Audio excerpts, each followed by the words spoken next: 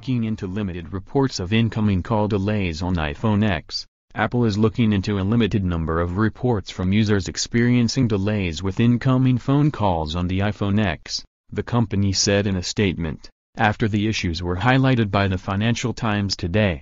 The report, which links to a few discussions on the Apple support communities, notes that hundreds of customers have complained that the iPhone X's display experiences delays in turning on for up to 10 seconds during incoming phone calls, preventing these users from tapping the answer button. Indian blog PiunikaWeb rounded up similar complaints on the Apple support communities in January, but it appears affected iPhone X owners have been experiencing this issue since shortly after the device launched in November. Based on what we've read, it appears that affected iPhone X units begin ringing when they receive a phone call, but the display does not turn on to show the caller ID or answer button for several seconds, sometimes even longer than 10 seconds, which typically results in the call being missed.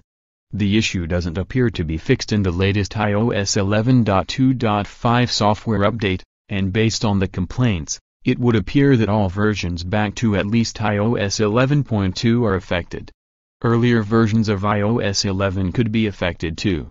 Macromers hasn't been able to reproduce this issue, and we've seen only a handful of comments on our discussion forums related to the matter, but we did find a dozen more complaints from users across Twitter and Reddit.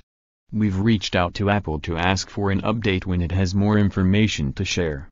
Apple is likely collecting data from affected customers so that its engineers can investigate the matter, as it routinely does with any potential hardware or software issues, so contact Apple support if you are affected.